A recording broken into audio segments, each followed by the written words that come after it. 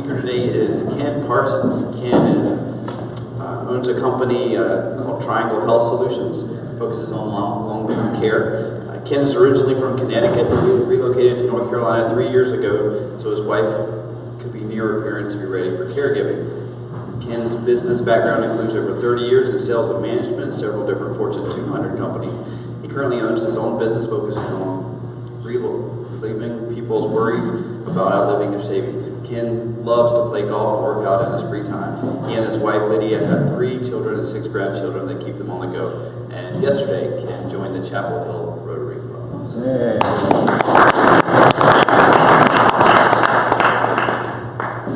We have that. I've never been real comfortable with microphones, so I'm going to go try to do this. But I want to thank Jason and Scott and anybody else who was involved in bringing me in to speak to you folks. I think this is the 7th or 8th Rotary Club that I've spoken to so far about this topic, and I've got a number more coming up later this year and then after the first of the year. So I hope the topic will be helpful to you. It's certainly a huge issue. The reason we moved down, as I said, 3 years ago, and I understand, because I've talked to my fellow Connecticut person, and I'm considered a damn Yankee because I came down and stayed.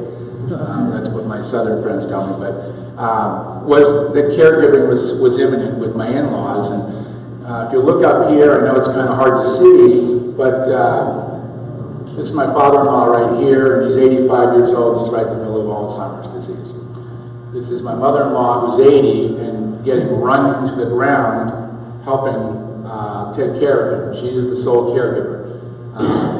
Over here is my father, who died 5 years ago after battling dementia for 3 years, and my 3 children around him. So this is a tough thing. I'd like to ask just one little piece of participation. Raise your hand if you've been involved in caregiving or know someone very close to you that has. Okay, look around. It's like an attorney. I'm sure we've got 1 or 2 attorneys in here. You don't ask a question unless you know the answer to it already. And that's very typical of the number of hands that go up when I do this presentation.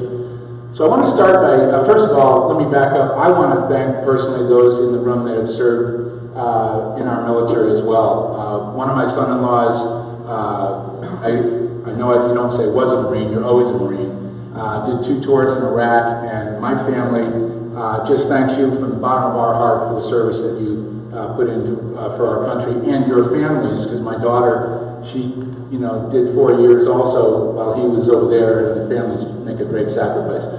So I want to tell you a quick story about someone that I know. This is a couple that has several kids, and when this woman was 48 years old, she had something that was called a hemorrhagic stroke. Now, if any of you have ever heard of Jackie Joyner-Kersee, the great runner, she died of this same condition in her sleep, a cavernous malformation.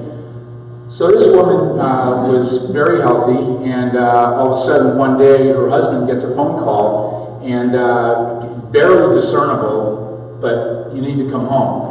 Comes home, takes her to the local hospital, they check her out, do a quick MRI, she immediately gets transported to the regional hospital. And fast forward, ends up needing brain surgery to have one of these malformations removed from her brainstem. Subsequently goes about 600 miles away from where they live to find the best care. And thankfully, her parents lived nearby. She ends up spending the next year after having that brain surgery going through first home care and then outpatient physical therapy and all these kinds of things. The husband's up at home with the kids. One of them's in private school. The husband is going back and forth. The kids are trying to go back and forth. It's just a crazy situation. The financial situation took years for them to recover from because of the ripple effect, out-of-pocket expenses. Medical bills never pay everything, and I just, the effects of these types of things are huge. And how do I know these details? That family is me.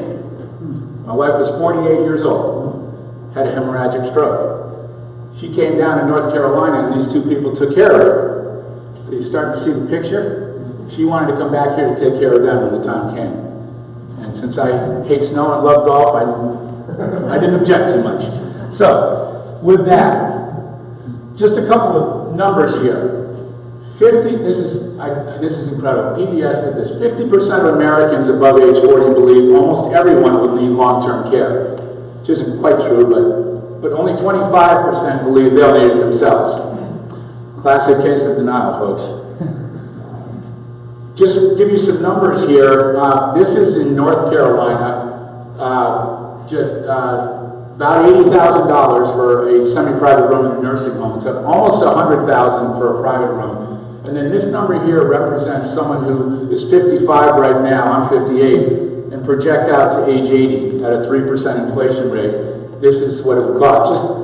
Just by the by, if anybody's from New York City, that's what it costs right now up there. And then home health care, which has become a huge, anybody here involved in a home care agency? You are. So, you know, this has become just a huge thing, and I'm a huge proponent of that. And the things that they can do now right in the comfort of your home are huge. So, we're going to go through 4 myths. This one happens to be from the U.S. Department of Health and Human Services. You probably can't read that down. It won't happen to me. Probably the biggest one, and that's why it's number 1. 70% of all individuals turning 65 will require some amount of long-term care during their lifetime. So, my experience, I mean, I guess I'd have to consider myself in there already. I mean, not me personally, but we're 1 for 2 in our family, and then my father. My mother died at a young age of cancer, and then my father-in-law at 85 with Alzheimer's, and not sure where things are going with my mother-in-law, but it's going to be tough, no doubt about it. Okay, this is another tricky one, folks. A lot of people feel that, you know, they've paid into Medicare, just kind of like Social Security. I've paid into Medicare, Medicaid all my life, and my time now is coming, and they're right. They're absolutely right. But there's a problem. There's a $20 trillion deficit. The number of senior citizens between now and 2050 is virtually going to double. 11,000 people are turning age 65 every single day. And it's no secret that these programs, as great as they are, and I'm a big proponent of them, are stretched absolutely thin. And bankruptcy is a word that's starting to, you know, be bantied about with these a lot more. So if they're still around is one thing. But there's a lot of misconception about Medicare, as great a program as it is. Number 1, for someone like my father-in-law, there's no coverage. Because with Medicare, you have to be able to get better. There's no what they call long-term care. No custodial care for an Alzheimer's patient who needs someone to come in and be with them and help them dress and all that kind of thing. If you fall and break your hip and you need some treatment and then you're going to get better, Medicare will jump in and help out with that. Nursing homes. First 21 days, if it follows 3 days in a hospital, and that's not observation, that's being admitted for 3 days, they'll pay for the 21 days in nursing home. The next 79 days, you've got to pay a copay. After 100, you're on your own. So it's not really an option there as well. Medicaid, of course, as most of you probably know, is a federal/state program. But it's really only reserved for people that, you know, financially are virtually destitute. So a lot of things going on in this area here. If there are any attorneys that get involved in this, I work with some elder law attorneys. There used to be a time when you could move some money around, I'll just leave it at that, to give the appearance of qualifying for Medicaid. Federal government is not stupid, and they put in a look back. Right now it's 5 years. So, and, you know, people have to be a little bit careful about that because they'll look back 5 years, and if you gave Johnny and Mary and Joe too much money within 5 years, there's going to be some concerns there. I'm reminded of a story of one of the home care agencies, not home care, I'm sorry, one of the assisted living facilities. They told me that a woman showed up, you know, with her husband, and he needed memory care, and was assisted living memory care type place. And she came in, and the question was asked, of course, how are you going to pay for this? And she said, Medicare is going to take care of it. And she was told, I'm sorry, they're not. And she went into just a huge panic mode. Sell the house, how am I going to get the money? So it's important that we all know that. Okay, that's what my savings are for. Well, I deal with a lot of, as I mentioned, elder law, family estate planning folks, and financial advisors and things like that. And a lot of the focus on all of that is obviously naturally saving for retirement, so you can have a nice, comfortable savings to do the things you want to do. But I think there's not enough emphasis on how do I protect and make sure that that's not going to get hit by something unforeseen. The single biggest threat, outside of if you were invested 100% in the stock market and the market did a 2008 deal on you, but the single biggest threat to people's retirement savings is long-term care expenses. Okay?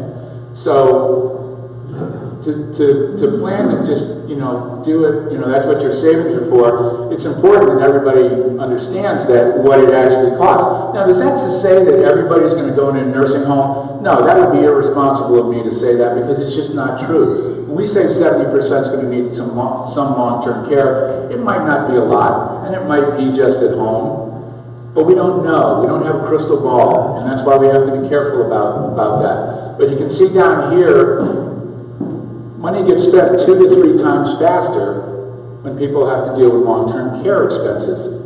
Now, since we're dealing now in a society where 70 or 80% of people aren't sure that they're even going to be able to get through retirement without any kinds of problems, you throw in a monkey wrench like this, and it's gonna be a real problem. So, and then the fourth myth,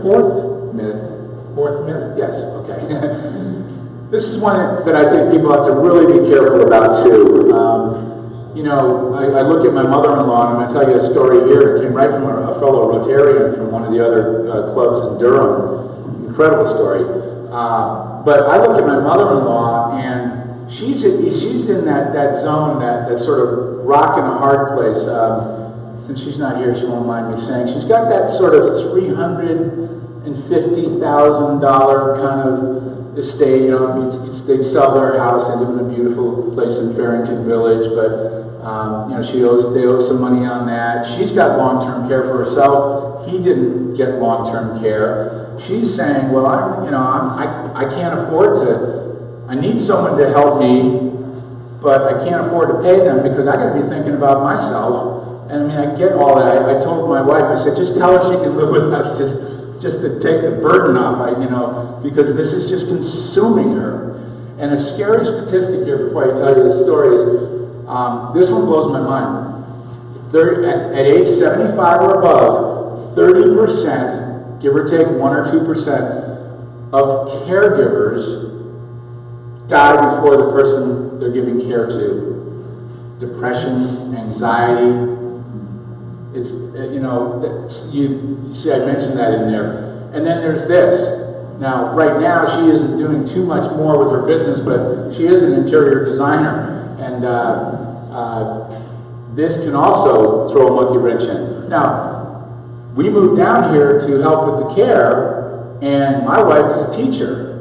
And she had just actually gotten her graduate degree from Sacred Heart University as a reading specialist prior to her having her stroke. But she does reading specialty. She's a reading specialist. She does a lot of tutoring in the school systems. She has kids come to our house for tutoring.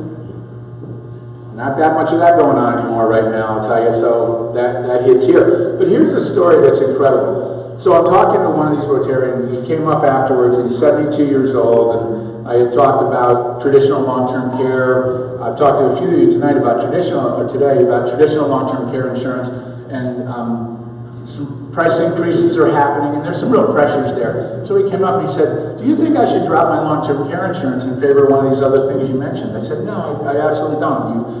you know, I would never suggest that. You've got money invested in it. And then he goes on to tell me the story that when his dad was 50 years old, give or take, he bought 2 long-term care. Now his dad's passed away because he's 72. He bought 2 long-term care insurance plans from a door-to-door insurance salesman. You know, which that was amazing. You know, that just doesn't really happen today.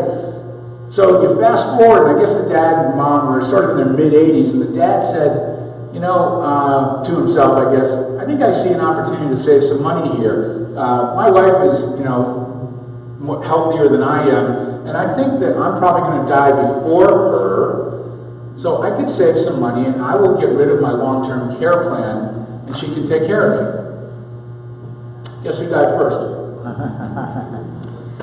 And he told me, clean them out, taking care of him. Clean them out. So you don't know. You know, you just don't know. So, tough story. So,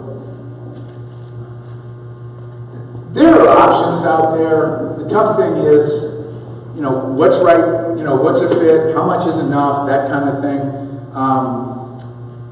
We've talked about Medicare and Medicaid. Not great options for the type of thing we're talking about, so you need to be aware about that. I want to spend just a minute. This is traditional long-term care insurance, Genworth and John Hancock and that type of thing.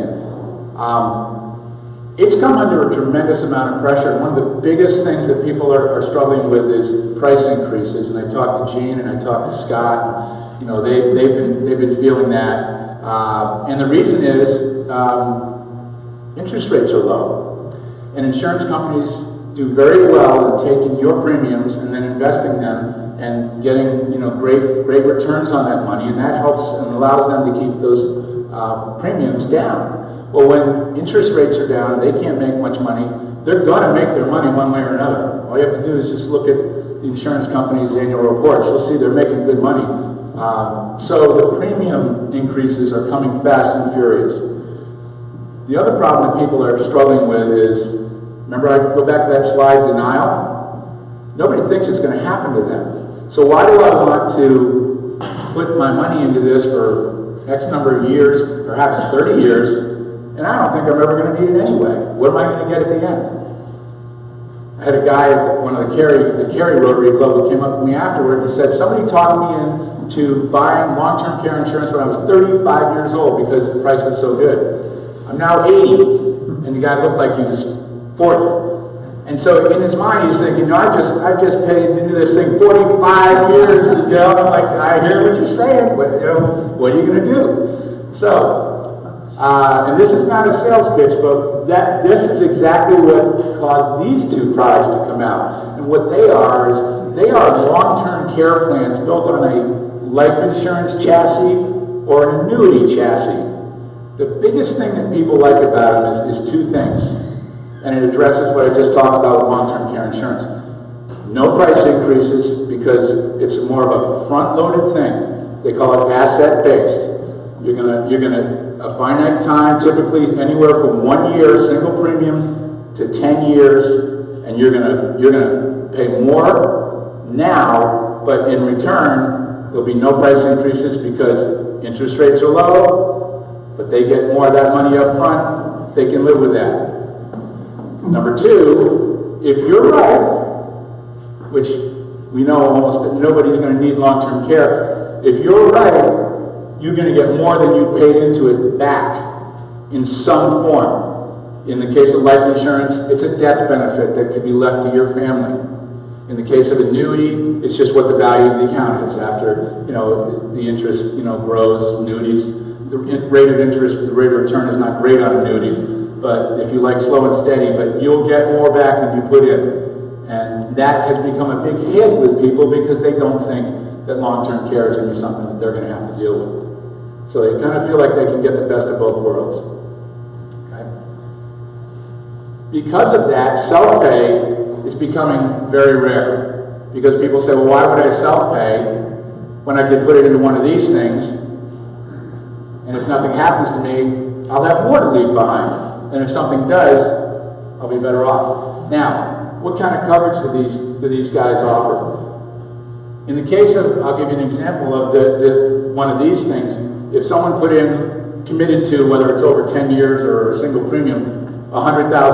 They say, I'm going to put in $10,000 for 10 years. They're going to leverage that into an immediate, roughly $500,000 in long-term care coverage. So if someone committed to that and wrote a check today saying, okay, I'm off and running, and in 2 weeks, they end up, something happened, they require long-term care, $500,000 in that bucket. Okay? And the annuity is more to the tune of roughly 2 to 3 times. So $200,000 to $300,000. Okay? So that's very attractive. Now I will tell you, if someone ends up needing long-term care, this is still the best option from the economic standpoint. What you put in versus what you get out. The big issue is if you don't end up needing long-term care. Okay. Okay. Just a few thoughts to close with. Pretty good. Scott hasn't even gotten up yet. And these are the Ken Parson, schools of thought. I'm a huge proponent on people, on lifestyle having a lot to do with people avoiding some of the common long-term care, the causes or what necessitates long-term care. Healthy habits and lifestyle are important. My uncle is 82 years old. He's been retired for 10 years. He shows dogs. His father, my grandfather, showed Airedales. That's just been the dog in their family. And he shows dogs. He's 82 years old. If you know Airedales or Terriers, you got to pluck them. He does all that kind of stuff. And he is as sharp as a tack. And in 10 years, I bet you he'll look the same. I have an uncle who's just turned literally 2 days ago, 94 years old. That's my father's brother. And this guy is still, I mean, he probably will until he dies. He is the reigning national doubles champion. You'll get a kick out of this. Tennis player.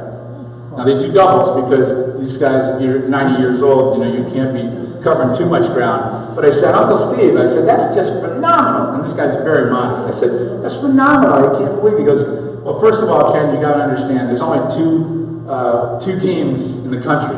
Everybody else is dead. Okay? And he said, and all you got to do is you watch them warm up, and someone's got something wrong with them. So if that's a bad knee, you make sure you hit it this side. It's hysterical. But he's active. He's out there with people. He's not sitting like my beloved dad up on the coast of Maine. Anybody of you ever been up in Maine in the wintertime? Yes, sir. What time does it get dark, ma'am, in Maine? 4:30. Oh, you're being very generous. Closer to 3:45. So it's 5 o'clock somewhere if you're up there. It was a killer. Absolute killer. So I'm huge on that. Look at long-term care coverage options. Talk to someone. Obviously, I'm happy to talk to you because it's got to fit your desires and budget and your concerns. Having a plan in place gives you options. You need to have options. You don't want to be at the point. My father-in-law right now would not be able to make any judgments. I want this, I want that. He's at the point now where it's like, you're not going to tell us what to do. We're taking care of you. You have to. I'm not going to go there. No. Now my mother-in-law and my wife are making his choices for him. If you want to make your choices, you want to get a plan in place, and you want to make sure those are known. Get a plan together and share it. We were very fortunate with my dad. My dad was very successful. IBM all his life, invested well. He had the financial wherewithal to pay for the kind of care and the coverage that was coming into his house for a couple of years, about 15 hours a day. They don't pay quite as much to those folks up in Maine as you would have to pay in Raleigh, but so that wasn't a big issue. But I would have loved it if he, as his son, if he had shared with us, this is what I want to do, this is how I want to be. But my dad was a pretty tough old bird, and he didn't need anybody's help, kind of thing. But so get that plan together, share it, make sure that your desires are known to your family, because once you get into the middle of this thing, it's going to be too late. So Does anybody have any experience, we got a couple minutes here, that might be helpful to the group, like some of the stories I've told that they might want to share? I don't want to, if you don't, you don't. Yes, sir. One of the other reasons rate increases occur in these long-term care policies, low interest rates are certainly one. Insurance companies were counting on people canceling their policies, stopping them, and they weren't canceling them. And most nursing homes are overcrowded, and people are using the benefits. Therefore, the insurance premiums were underpriced, and now they're trying to make up for it because most people are keeping their policies and collecting the benefits. Well, that's a great point. Thank you for sharing that.